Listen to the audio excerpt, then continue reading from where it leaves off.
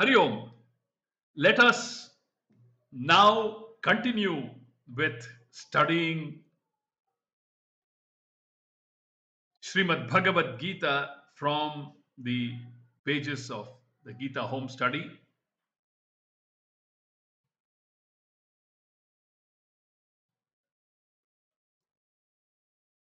We learned from Poojya Swamiji that although Atma is not available as an object of knowledge, it is not totally unknown. It is not totally unknown. In fact, Shankara says that Atma is not something unknown to anyone.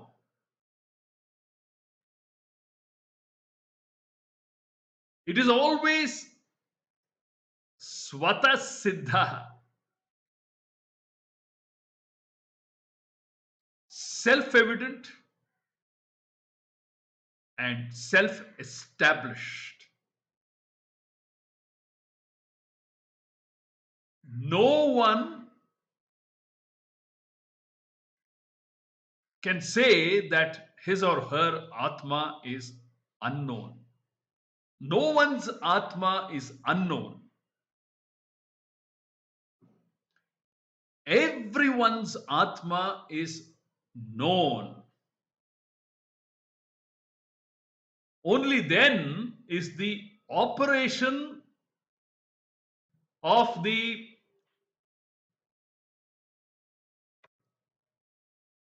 pramanas possible. The Atma is not established by a pramana. We must remember that the Atma is Swata Siddha.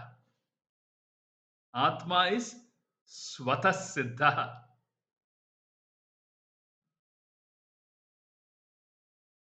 The next section that we will be studying is looking at Shastra as a pramana. Shastra as a pramana. Then the problem would be if the Atma is not established by a pramana because it is Swata Siddha, then what about the Shastra? If I already know the Atma, how can the Vedanta Shastra be a pramana? If I already know the Atma, how can the Vedanta Shastra serve as a pramana? Here, Shankara says that the Shastra is definitely a pramana. How? Revealing the existence of Atma is not what establishes the Shastra as a pramana. This we must be clear about. Revealing the existence of Atma is not what establishes the Shastra as a pramana. But the Shastra has the status of a pramana because it removes the wrong notions you have about Atma.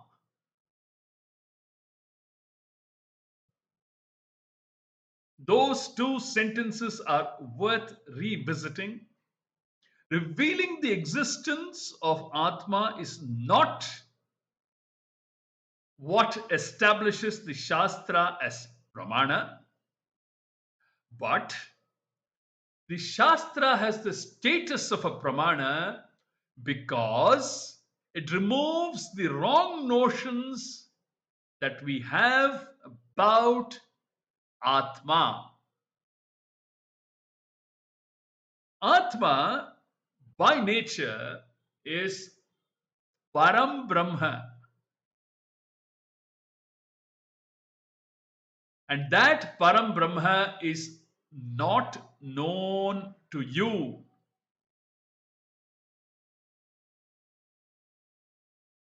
The pramanas available to you are only good for knowing things other than yourself. Atma is already Svatasiddha, and it is this Svatasiddha Atma that is mistaken for a jiva. It is this Svatasiddha Atma that is mistaken for a jiva, a doer, karta, an enjoyer, bhokta, one who is happy one moment and is sad the next, sukhi and dukhi. That I am a jiva, an individual, means that I am someone who is limited, as good as the body, etc.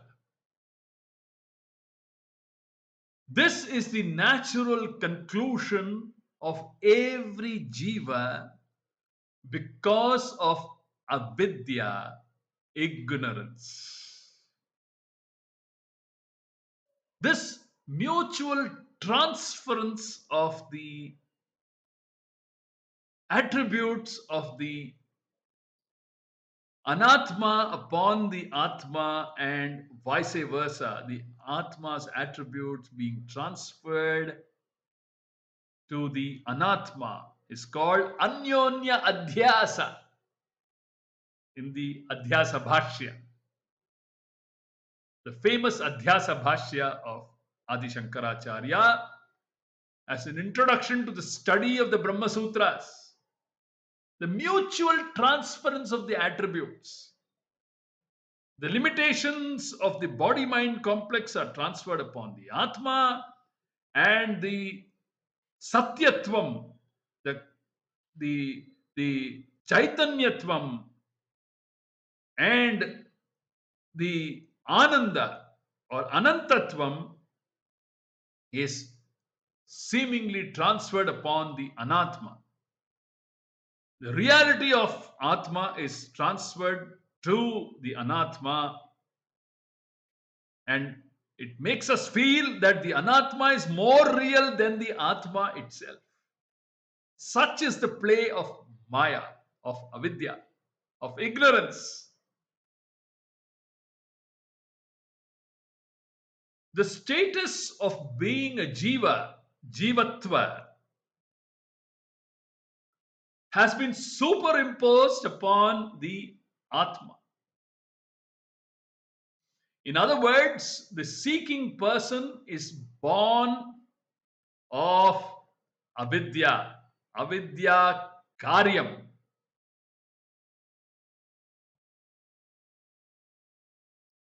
Karya vidya. It is an error of self-identity, which only the Shastra can resolve.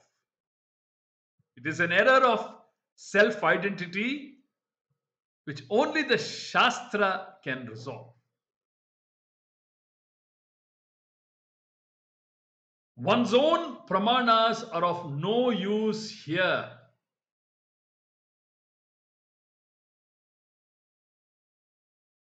The Shastra does not prove the existence of Atma. Atma being Svatasiddha, it doesn't require any proof. It only removes the confusion,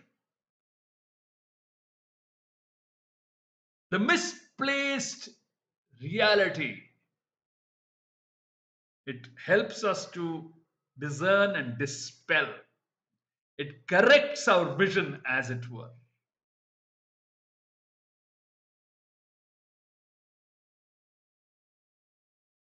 For this reason, it has the status of being a pramana. That is, it has pramanatva. It has pramanatva. It does not bring to your recognition the Atma as an object that is totally unknown, as it does for other unknown things like heaven, for instance.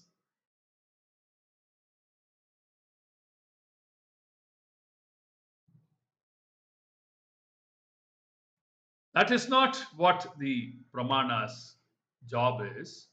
When the Shastra says there is a heaven, heaven as an unknown thing is brought to your understanding.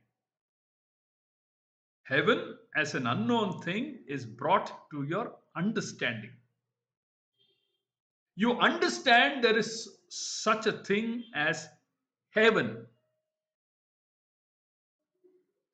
When the Shastra says that this particular ritual will produce this particular result,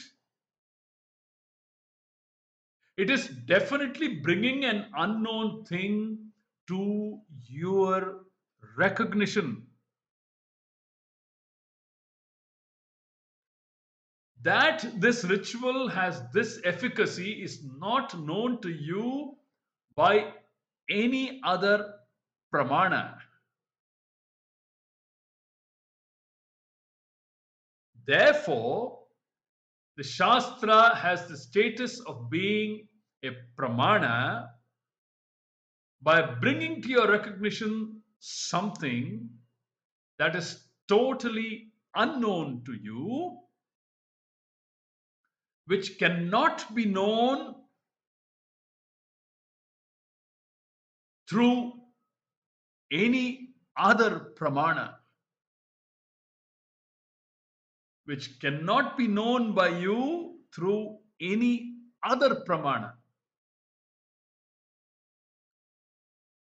When it comes to the Atma, the Shastra has pramanatva only insofar as it removes all superimpositions upon the Atma.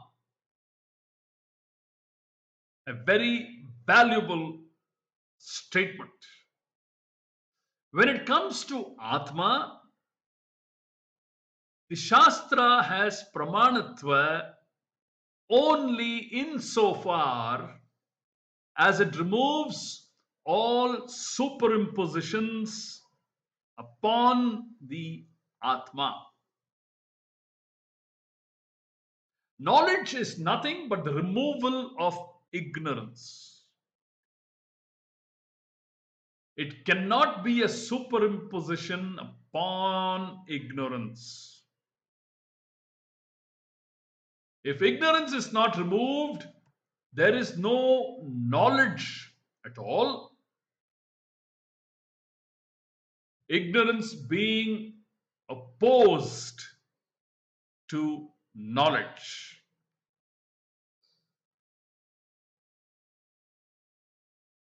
Only the removal of ignorance is necessary.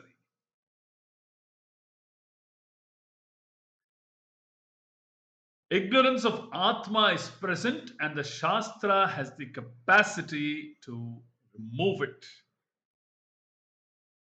Meaning that it removes all the confusions centered on Atma. But Atma is self-evident, which is why there is confusion. Atma is self-evident, but that it is limitless is not known. Hence, all the limitations of the body, mind, and so on are superimposed on it. Here, it would be worthy to understand how this works.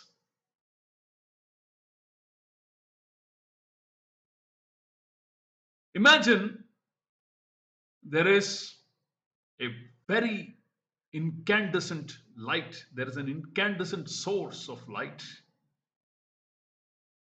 that is covered by a dark black cloth, thick enough and black enough to completely blank out the light source. But it is incandescent. It is self-shining. It is a shining light source. Now, what is it that needs to be done?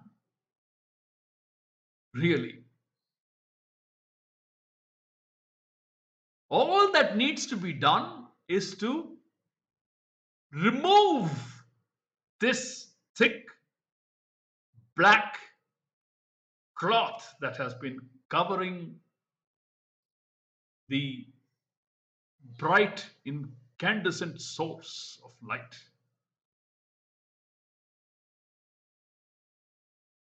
After removing the shroud, is it necessary that I bring another source of light to reveal this source of light? Not at all. Not required. It is swata siddha, swaprakasha. All I need to do is to remove what has been shrouding it. Once removed, it shines all by itself. So the Shastras, as a pramana, remove all the coverings, as it were, that seem to cover the self-effulgent Atma, and cover our vision of its all-pervasiveness. The anantatvam of Atma is revealed to us by the Shastras.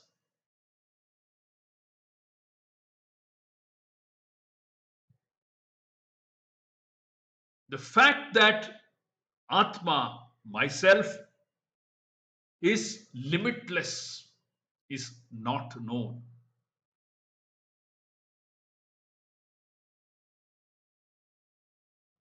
Atma is self-evident, but that it is limitless is not known. Hence, all the limitations of the body, mind, and so on are superimposed on it.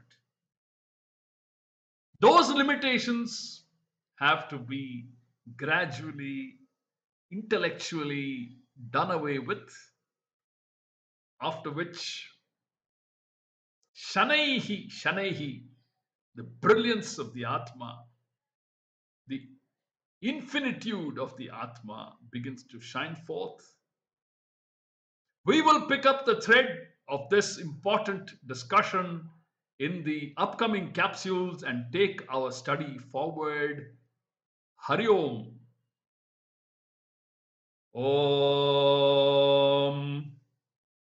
Durjana sajjano bhuyad, sajjana shantimapnuyad, shanto muchyeta bandhebhyah, muktaschanyan vimochayet, sarve bhavantu sukhinah, sarve santu niramayah, sarve bhadrani pashyantu, ma kaschit dukkha bhag bhavet.